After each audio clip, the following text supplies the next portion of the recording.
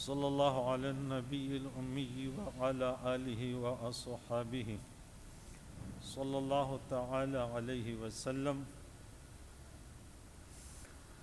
اللہم رب زدنی علما والحقنی بالصالحین.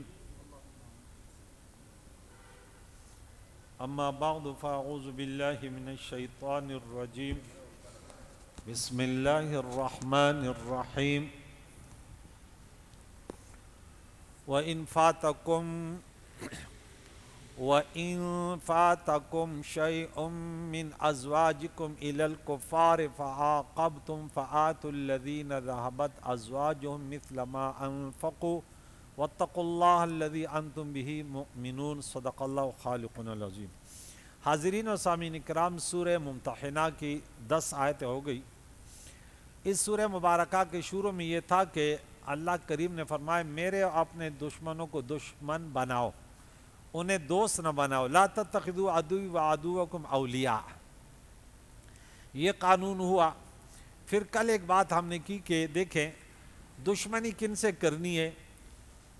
یہ قانون بتا دیا کہ دیکھیں اللہ تعالیٰ تمہیں ان لوگوں سے تعلقاتوں سے، دنیاوی کاروبار یا دنیاوی تعلقات، دلی ہمدردی نہیں، موالات نہیں، مداہنت نہیں، جو تمہیں تمہارے گھروں سے نہیں نکالتے، تم سے لڑتے نہیں ہیں، تو ان کے ساتھ تمہیں انصاف کرو، ایسے کوئی بری بات نہیں.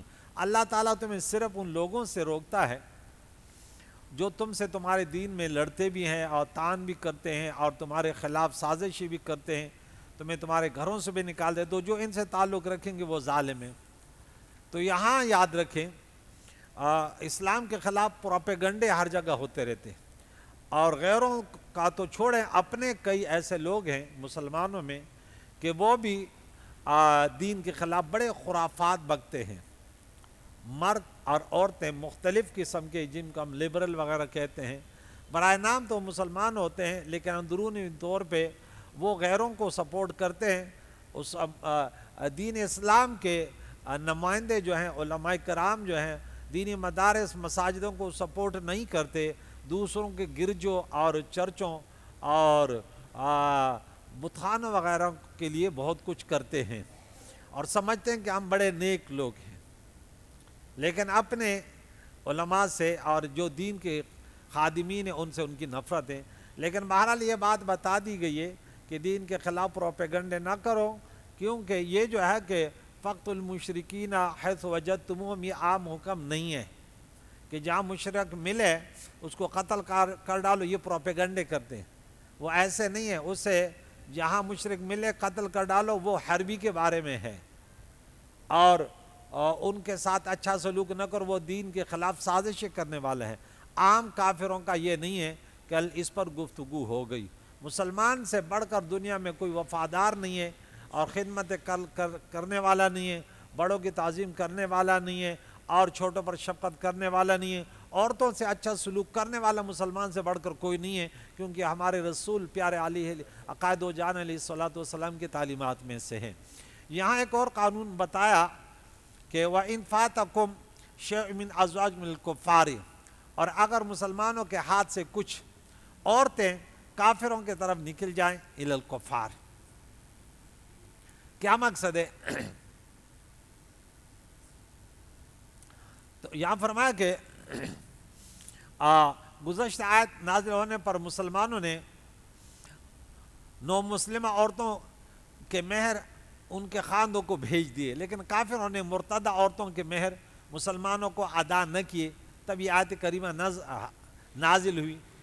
کچھ عورتیں جو ہے مسلمانوں نے ہجرت کی، کچھ وہاں رہ گئی ہے اور کچھ ادھر سے مدینہ سے چلی گئی، مرتد ہو گئی. تو قانون یہ تھا کہ ان کا مہر جو ہے ان کے شوہروں کو لوٹا دو. اور اگر کچھ عورتیں مسلمانوں کی طرف آئی ہیں، دارالحرب سے دارالاسلام کی طرف آئی، تو قانون یہ تھا کہ تم انہیں ان کے مہر ان کے شوہروں نے جو خرچ کیا وہ لوٹا دو. مسلمانوں نے تو اس پر عمل کیا. لبیک اللہ ہمارے رب کا حکم ہے، رسول اللہ علیہ الصلوۃ والسلام جو فرماتے ہیں اسی پر عمل ہے. لیکن کفار نے ایسے نہ کیا. یعنی جن مسلمانوں کی بیویاں مرتدہ ہو کر مکہ معظمہ چلی گئی ہیں اور کفار مکہ نے ان کے مہر واپس نہ کیے، تو اب جب جہاد ہو فعاقبتم، تو مال غنیمت جب حاصل کرو تو فآتوا الذین جہاد میں تو دے دو ان لوگوں کو ذہبت ازواجہم مثل ما انفقوا، جو ان کی بیویاں چلی گئی ہیں اور وہ ان کے مہر لے گئی ہیں، کفر کی طرف چلی گئی ہیں، تو وہ مال غنیمت سے ان کے شوہروں کو وہ حق، وہ ان کا جو حق ہے وہ دے دو مال غنیمت سے، اگر مال غنیمت سے نہیں تو بیت المال سے۔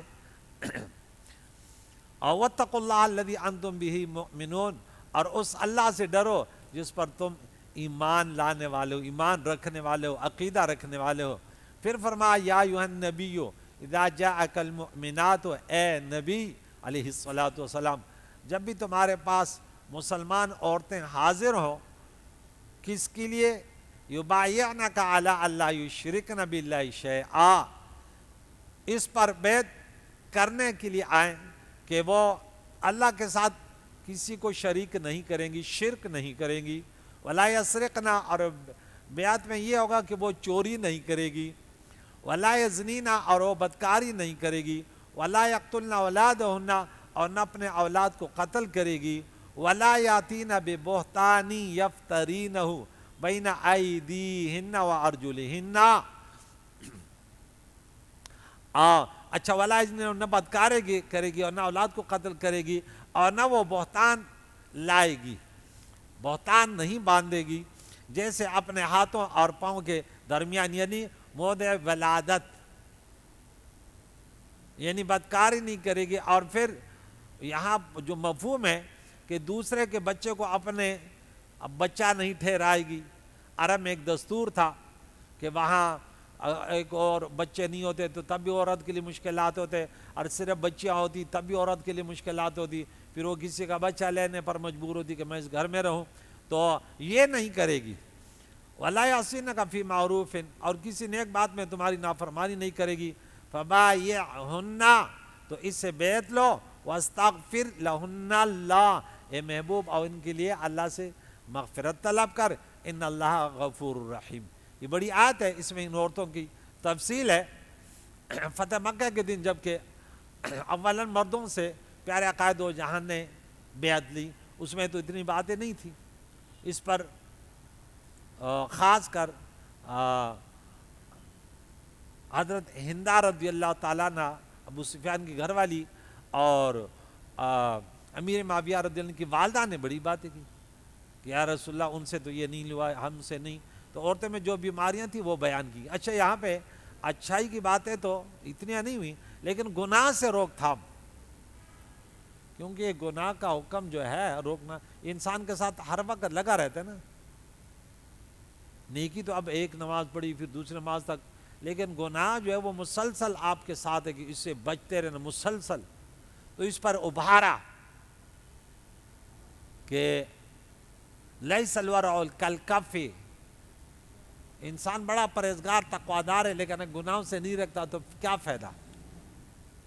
گناہوں سے رکنا، انسان اگر شرک میں مبتلا ہے تو اس کی نیکیوں کا کیا فائدہ؟ خیال ہے کہ پیارے عقائد و جہان نے عورتوں سے بیعت صرف زبان و کلام سے لی، نہ ان کے ہاتھ کو چھوا، یعنی رسول اللہ علیہ السلام سے بڑھ کر کائنات میں کوئی ہستی نہیں ہے۔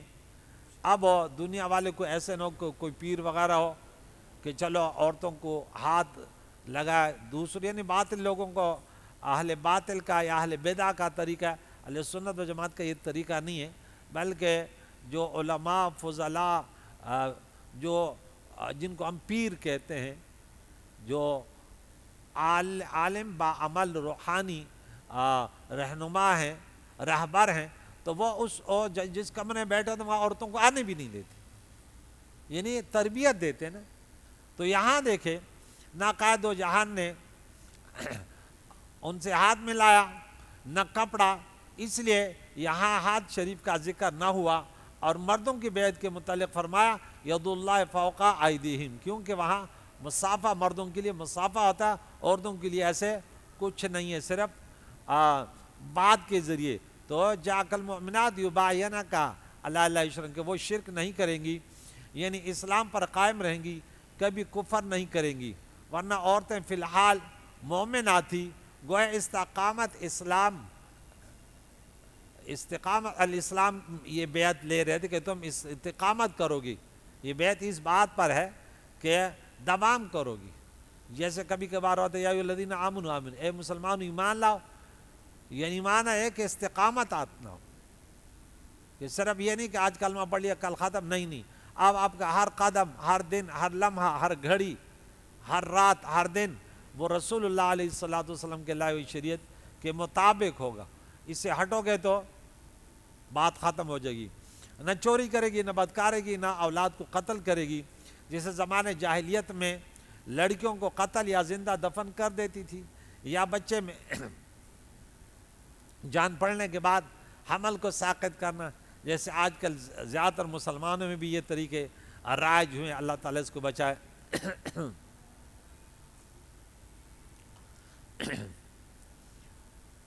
اور اللہ کے ساتھ کسی کو شریک نہیں کہیں گے، نہ چوری کرے گی، نہ اولاد کو قتل کرے گی، اور نہ وہ بہتان تراشی کرے گی. بہتان نہیں لے آئیں گے. کیا مقصد؟ اہل عرب اس بیوی سے بہت نفرت کرتے تھے جس کی اولاد نہ ہو، یا صرف لڑکیاں ہوں. تو عورتیں اپنے خاوندوں کے خوف سے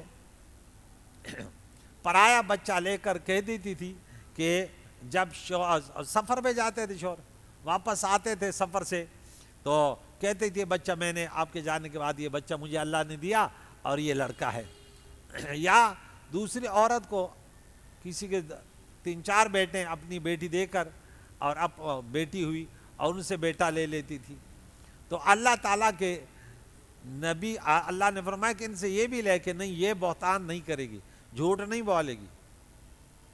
تو اس میں حضرت ہندہ بھی بیٹھی، وہ ہر بات میں بات کر دی کہ یا رسول اللہ عورتیں بدکاری بھی کرتی ہیں، کیا یا رسول اللہ عورتیں یہ بھی کرتی ہیں.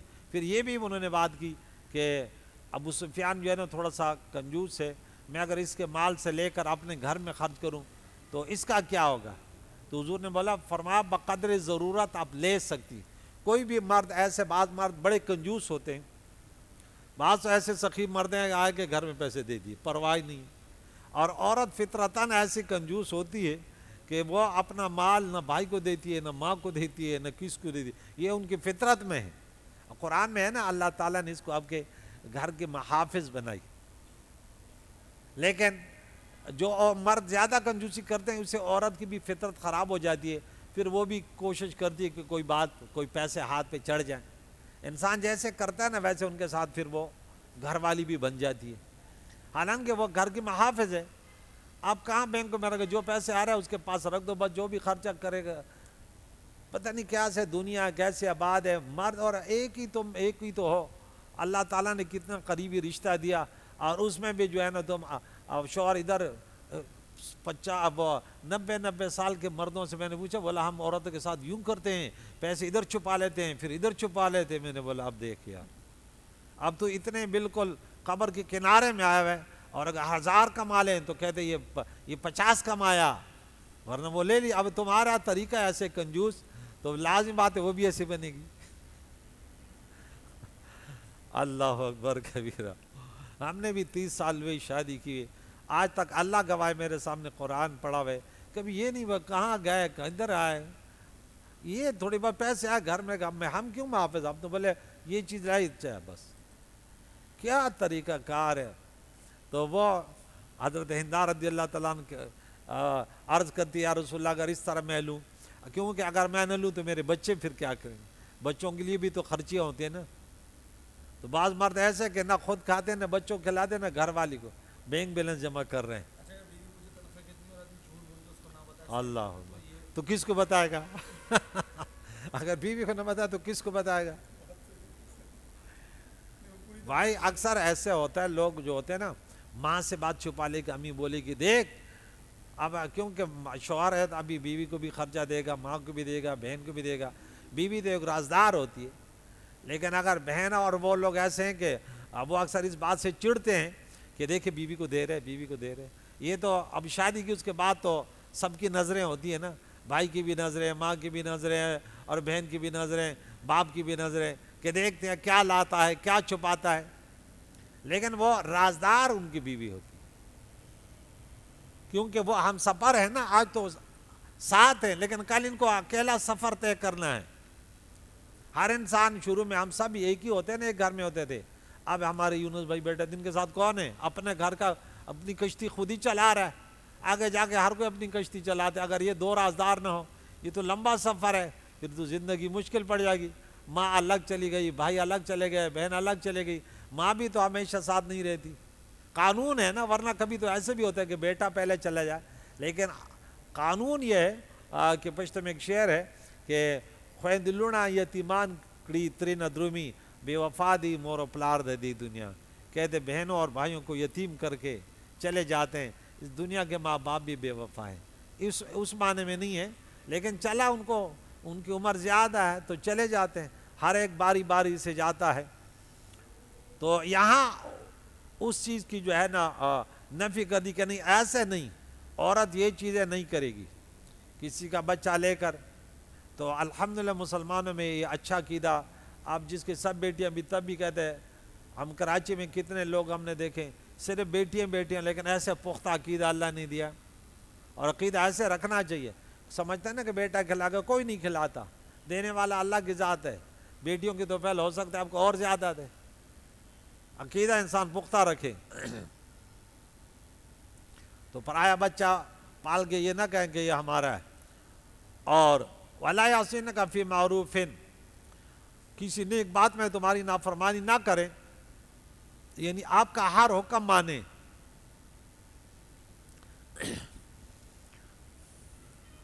اور مشورے میں انہیں اختیار ہوگا کہ قبول کریں یا نہ کریں.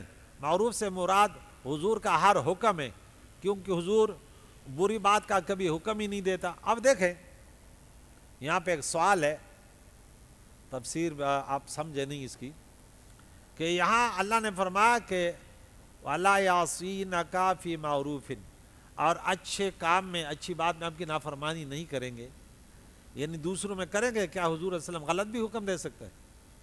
لیکن اس میں جو اصل دنیا کو قانون دینا تھا، قانون یہ ہے کہ حضور جیسا تو کوئی نہیں ہو سکتا. وہ تو اللہ تعالیٰ نے، ہم نے پیچھے سورہ شورا میں، وہ سورہ حشر میں پڑھا، وَمَا آتَاكُمُ الرَّسُولُ فَخُذُوهُ، بس وہاں تو مطلق. لیکن دنیا میں ہر انسان کے لیے ہے کہ اس کی اطاعت آپ صرف نیک کاموں میں کر سکتے. جب قانون رسول اللہ علیہ السلام کو اللہ نے دیا تو دوسرے کون ہوتے؟ یہ تو قانون دیا گیا نا کہ دیکھیں کسی کے برائی میں کسی کی بات نہ ماننا. لا طاعۃ للمخلوق فی معصیۃ الخالق. کوئی بھی ہو، والدہ ہو، والد ہو، کوئی بھی ہو، برائی کے آپ کو حکم دیں تو آپ نہیں کرتے. باقی رسول اللہ علیہ السلام اس کی ذات تو ایسے، وہ تو جو کہہ دے وہی اللہ کا حکم ہے، وہاں پہ یہ بات نہیں ہے. تو آپ کے ان کے لیے بیعت کریں ان کی، اور ان کے لیے مغفرت طلب کریں.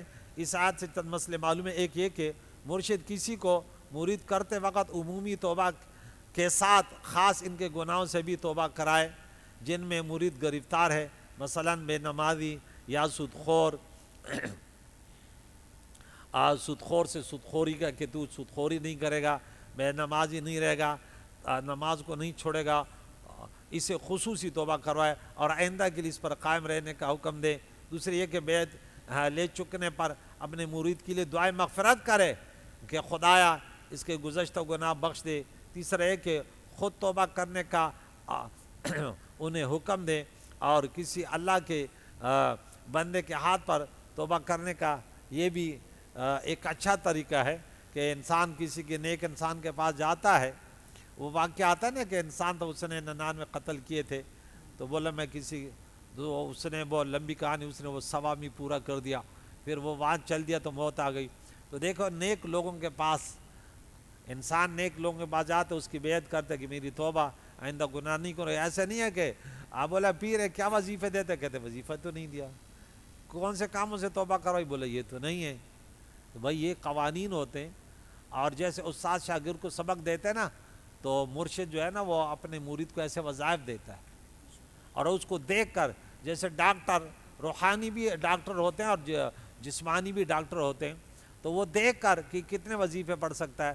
پہلے اگر فرض نماز نہیں پڑھا تو اس کے فرض نماز کا عادی بنایا، پھر نوافل کا عادی بنایا، عام نوافلوں کا عادی بنایا، پھر تہجد کا عادی بنا، پھر ایسے ہو گیا کہ اس کے رنگ میں رنگ گیا، اللہ والوں کے رنگ میں رنگ گیا۔ اب جب کھلاڑی بن جاتا ہے نا پھر وہ دوسروں کو کھلاڑی بناتا ہے، ایسے ہی ہوتا ہے نا، ہمیشہ تو ایسے تو نہیں وہ سکھاتا رہے گا، جب میدان میں اتر گیا کھلاڑی ہوگا تو کھلاڑی ہوگا نا۔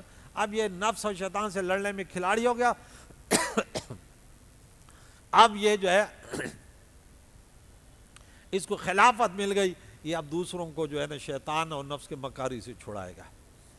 تو کائنات میں رسول اللہ علیہ الصلوۃ والسلام ایسے ہستی ایسے تعلیمات دیے کہ آج لاکھوں کی تعداد سے حدیث ہیں، اور ہم اس سے اور پیران اعظام بھی اسی سے لیتے ہیں، اور انہی کے لوگوں کو دیکھ کر وہی وظائف جو ہے وہ تقسیم کرتے رہتے ہیں۔ مکہ مکرمہ میں تھے اور بڑے بڑے مشائخ سے یمن میں ملے، وہ ہمیں وظائف دیتے رہے، ہم قبول کرتے رہے، اپنے پاس لکھتے رہے۔ بڑے بڑے کامل علماء، انہیں مرشد کہا جاتے، پیر کہا جاتے، اور جب اللہ جس کو گمراہ کر دے تو ہم نے 16ویں پارے میں پڑھا فَلَن تَجِدَ لَهُ مُرْشِدًا، پھر اس کا کوئی مرشد ہدایت دینے والا، کوئی راہبر نہ ہو، کوئی رہنما نہ ہو تو خود انسان تھوڑی سیکھ سکتا ہے، نہیں سیکھ سکتا نا۔ یہ نماز ایسا کیوں پڑھتا ہے؟ کہتے ہیں میں نے خود سیکھی۔ میں نے بولا خود تو نماز نہیں سیکھی جاتی، یہ وظیفہ کیوں کر رہے ہو؟ یہ میں نے نیٹ پہ سنا تھا۔ واہ کیا بات ہے، یہ میں نے رسالے میں پڑھا تھا۔ واہ واہ۔ سٹور میں ایسے جاتے ہیں تو ایسے نہیں کرتے کہ جا کے دوائی لے، پہلے بڑے ڈاکٹر کو ہاتھ دکھاتے ہیں کون سی دوائی کھائے، اور دین کو مذاق بنا رکھا ہے کہ تمہیں کون سا وظیفہ پڑھنا ہے۔ وظیفے بھی مختلف ہوتے ہیں نا، کسی کو غصہ زیادہ آتا ہے، کسی کو دنیا سے بڑا پیار ہوتا ہے، کوئی بڑا نفس کا بڑا وہ ہوتا ہے کہ بس وہ کہتے ہیں مجھے تکلیف نہ ہو، سست ہوتا ہے سست، پھر ہر ایک کو الگ الگ وظائف دینے پڑتے ہیں۔ آخری آیت، ان اللہ غفور رحیم، اللہ بخشنے والا مہربان ہے۔ اس سے معلوم ہوا کہ مسلمانوں کے مشائخ کے ہاتھ پر بیعت ہونا یہ بھی سنت ہے، کیونکہ مومنہ عورتیں حضور کے ہاتھ پر اس کی بیعت کرتی تھی کہ ہم آئندہ گناہوں سے بچیں گی۔ یہی مشائخ کی بیعت کا منشا ہے۔ بیعت 4 قسم کا ہے: بیعت اسلام، بیعت خلافت، بیعت تقوی، بیعت توبہ۔ آج کل بیعت توبہ یا تقوی کی بیعت ہے۔ اس بیعت کا ماخذ یہ آیت مقدسہ ہے۔ یا ایھا الذین آمنوا، اللہ ایسے پیروں سے بجائے کہ خود ہی نماز نہ پڑھے، خود ہی حرام خوری میں لگے رہے، وہ بڑے مکار ہوتے، وہ پیسوں کو دنیا ان کی لیلا ہوتی ہے، ان سے بچو۔ اچھا ان سے فیض ہی نہیں ملتا، ان سے کوئی فائدہ ہی نہیں ہوتا، اور مرید کو اور برباد کر دیتے، کہتے ارے ہمیں ایسے پیر ملا، وہ کہتے تو نے کلمہ پڑھا نا، اب میں جانوں تیرا کام جانے، بس کم بخت کہیں کا۔ کیسے؟ حالانکہ وہ ان کو پتہ ہی نہیں، اگر پوچھو نا کہ مرشد یا پیر کے لیے کیا شرائط ہیں۔ اب دنیا میں دیکھیں 3 فرقے ہر جگہ میں بتاتا ہوں بنتے ہیں، ایک حق پر ہوتے، 2 باطل ہوتے ہیں، ایک اور 2 باطل ہوتے ہیں۔ اب پیروں کے متعلق 3 فرقے بنے ہوئے، ایک وہ ہے وہ سرے سے پیر نہیں مانتے، یہ بھی گمراہ ہے۔ ایک وہ ہے وہ کہتے بس گدھا مل جائے، جاہل مل جائے، بس وہ یہ نہیں دیکھتے، تمیز نہیں کرتے، بس پیر ہے۔ اور ایک اصل وہ ہے کہ وہ کہتے نہیں بھائی یہ عالم ہو، باعمل ہو، اس کی طریقے ہوتے ہیں، شرائط ہوتے ہیں۔ اب ہر نماز تو نجات نہیں دلاتی نا، یا دلاتی ہے؟ قرآن نے ہمیں یہ بتایا نا کہ قد افلح المؤمنون الذین فی صلاتہم خاشعون والی نماز، دائمون والی نماز، حافظون والی نمازیں نجات دلاتی ہے۔ اور جو نماز میں غفلت سے رہے اس کے لیے تو جہنم ہے۔ ہم عن صلاتہم ساہون، پتہ ہی نہیں کیا پڑھ رہا ہوں کیا کر رہا ہوں۔ آخری آیت، یا ایھا الذین آمنوا، جو شروع کا موضوع تھا اینڈ میں پھر وہ وہاں آ گیا، ٹھیک ہے؟ اب دیکھیں توجہ، اے ایمان والو لبیک یا رب، لا تتولوا قوما، ایسی قوم سے دوستیاں نہ رکھو، دلی تعلقات ہمراز اسے نہ بناؤ، رازدار نہ بناؤ۔ غضب اللہ علیہم، جن پر اللہ نے غضب کیا، اللہ نے جن پر غضب کیا آپ ان کو جانتے ہیں، وہ یہودی ہیں۔ کیا ہے؟ دنیا میں بدترین قوم، ان سے بڑھ کر کوئی نہیں ہے۔ اچھا آپس یہ بدترین قوم جو بھی ہوتی ہے نا، یہ آپس میں بڑی ملی ہوئی تھی، یہ چور آپس میں ملے ہوتے ہیں، ہیرونیوں کو دیکھو ملے ہوتے ہیں کہ ایک ساتھ جو ہے نا چوری کریں گے۔ اب یہ یہودیوں کا یہ بڑا غضب تھا. اب چھوٹی سا ان کا وہ ہے چھوٹی سی جگہ میں، لیکن بڑے، میں تفسیروں میں اس کو پڑھ رہا تھا تو کہتا ہے یہ جو پرسوں اس پر بات ہوئی نا کہ مسلمان کہتا ہے نہیں ہم اپنے میں شادی کرتے، یہ بڑے کم وقت ہیں، بولتے نہیں بھائی نہ کسی سے کرو نہ کسی کو دو، بس یہودی ہونا چاہیے. میں نے بولا دیکھ، اس لیے رسول اللہ صلی اللہ علیہ وسلم ان کے سب کچھ ان کا مٹا کے رکھ دیا. مسلمان کو ایسا عقیدہ نہیں ہے دیا، بولا نہیں بھائی عرب والے عجم سے کرے، عجم عرب سے کرے. ہمارے ساتھی کوئی یمن میں گئے، کوئی جو ہے نا مصر شام گئے اور وہاں شادیاں کر کے آ گئے. عرب میں بھی ہے وہ نہیں ہے، بس رسول اللہ علیہ الصلوۃ والسلام کے دین میں نہیں ہے. تو ان پر اللہ کا غضب ہے. ہم سورہ فاتحہ میں پڑھتے ہیں نا غیر المغضوب علیہم، تو وہ یہودی ہیں جن پر اللہ کا غضب ہوا. تو سارے کفار بھی مراد ہیں اور خصوصاً یہودی. بار بار قرآن میں انہی کا ذکر ہے جن پر اللہ نے غضب کیا.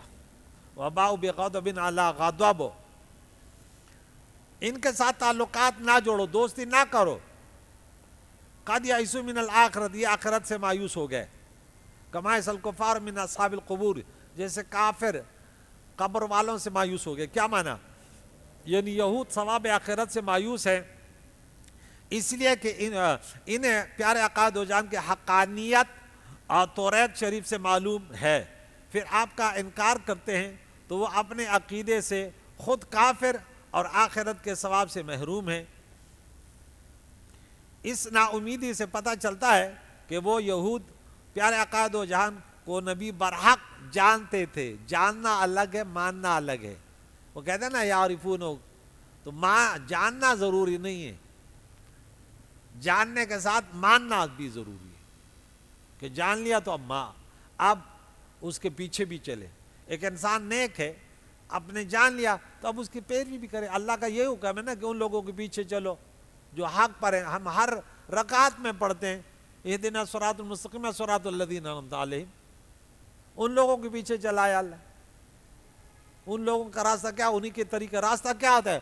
ان کے اخلاق حسنہ، ان کا پاکیزہ کردار، ان کا اسوہ حسنہ. نیک لوگوں سے لوگ یہی سیکھتے ہیں نا کہ یار اس کا یہ طریقہ، اس کا یہ طریقہ، اور یہ پورے طریقے وہاں سے رسول اللہ صلی اللہ علیہ وسلم سے تا قیامت یہ چلتے رہتے ہیں. تو یہ اس لیے یہ کافر ہو گئے اور اپنے کو اسلام نہ لانے کی وجہ سے رب کی رحمتوں سے محروم سمجھتے تھے، مگر بضد تھے. یعنی جیسے کافروں کے اٹھنے سے یہ مایوس ہیں، کما یئس الکفار من اصحاب القبور، یا جیسے کافر مرد آخرت کے ثواب سے مایوس ہیں، تو اسی طرح یہ بھی اللہ تعالیٰ کی رحمتوں سے یہ جن پر اللہ کا غضب ہوا ہے. یہ کہتے ہیں بس قبر میں گئے تو ختم نا، اب تو عذاب ہی عذاب ہے، کیا ان کو ملے گا؟ نجات ملے گی؟ پٹھان کہتے ہیں چر تخپلا چاڑا ابو کی خیاری، کہتے ہیں مرغی کو اپنی چھری پانی میں نظر آتے ہیں نا. ہر اسٹوڈنٹ جو ہے نا رزلٹ آؤٹ ہونے سے پہلے وہ اپنے رزلٹ کو وہ سمجھتا میں رزلٹ کیا ہوگا. اللہ اب وہ شروع میں ہم نے پڑھا تھا کہ ان کو کہہ دو، اگر تم کہتے ہو نا ہم تو اللہ تعالیٰ کے بڑے پیارے ہیں، یہ ہے، بولا اگر یہ ہے، اور کیا کہتے تھے کہ ہم جنتی ہیں، بولا اگر آخرت تمہارے لیے ہے فَتَمَنُّوا الْمَوْتَ إِن كُنتُمْ صَادِقِينَ وَلَن يَتَمَنَّوْا أَبَدًا بِمَا قَدَّمَتْ. بولا اگر آج یہ یہودی ارادہ کر لیتے نا کہ اللہ میں موت ہے، یہ سب فنا ہو جاتے، لیکن ان کو پتہ تھا کہ ہم نے آگے کیا بھیجا، انبیاء کو شہید کیا، انبیاء کی مخالفت کی. خاتم النبیین کی سب سے بڑی مخالفت ان یہودیوں نے کی مدینہ منورہ میں. اس لیے بنو النضیر کا حال پھر کیا ہوا، اور تا قیامت ایسے ہوتا رہے گا. یہ تو امتحان ہے کہ بعض اوقات مسلمان اپنے گناہوں کی وجہ سے، ورنہ رسول اللہ علیہ الصلوۃ والسلام کے سچے غلاموں کو تا قیامت کبھی شکست نہیں ہوگی، کبھی وہ نامراد نہیں ہوں گے، وہ کبھی ذلیل نہیں ہوں گے. وہ اگر دنیا سے جائیں گے بھی نہ سرخرو کے جائیں گے، موت بھی آئے گی تو گلے لائیں گے لبیک کہتے ہوئے، وہ کبھی مظلوم نہیں ہوں گے. اللہ تعالیٰ نے فرمایا وَلَا تَهِنُوا وَلَا تَحْزَنُوا وَأَنْتُمُ الْأَعْلَوْنَ إِن كُنتُم مُؤْمِنِينَ. ارے غمزدہ نہ ہو، دل شکستہ نہ ہو، تم یہ اعلیٰ بالا رہو گے اور تم مومن ہو۔ جگہ جگہ قرآن کی خوشخبری سنائیے۔ کریم اللہ سے دعا ہے جو تعلیمات دی آخر میں کہ ان لوگوں سے، یہودیوں سے بچو۔ آج پتہ نہیں پاکستان حکمران کیا کرے کہ انہیں بھی تسلیم کر رہے ہیں، اسرائیل کو بھی تسلیم کرنے کے درپے ہیں۔ اللہ تعالیٰ اسے قوم سے بچائے۔ جو بھی رسول اللہ علیہ السلام کہ امت سے وفادار نہیں ہیں اور رسول اللہ کی شریعت سے، ان کے سنتوں کے درپے ہیں اور ان کی مخالفت کرتے ہیں، وہ کوئی بھی ہمارا باپ دادا کیوں نہ ہو، ہم سب ان کی مخالفت اور آخری سانس و مخالفت کرتے رہیں گے۔ اور جو اللہ کی بندگی رسول اللہ کے غلام ہے وہ ہمارے سروں کے تاج ہے۔ کریم اللہ آج سورہ ممتحنہ کا درس ختم و قبول فرما، اس کی برکت سے اللہ تعالیٰ حاضرین اور سامعین کی حاضری کو قبول فرما۔ یا اللہ ان سب کی پریشانی کو دور فرما، ہم سب کے محرومین، حاضرین سامعین کے محرومینوں کے لیے سال ثواب ہے۔ یا اللہ سب کے محرومینوں کی قبوروں کو جنت کے باغیچے بنایا، اللہ ان کے درجات بلند فرما، ان کے گناہوں کو معاف فرما۔ زندوں کے لیے سال ثواب ہے، اس کی برکت سے اللہ صراط مستقیم پر گامزن فرما۔ پیارے اللہ کرم فرما، یا اللہ ہم سب کا خاتمہ بالخیر فرما۔ وصلی اللہ تعالی علی خیر خلقہ محمد وعلی آلہ واصحابہ اجمعین برحمتک یا ارحم الراحمین۔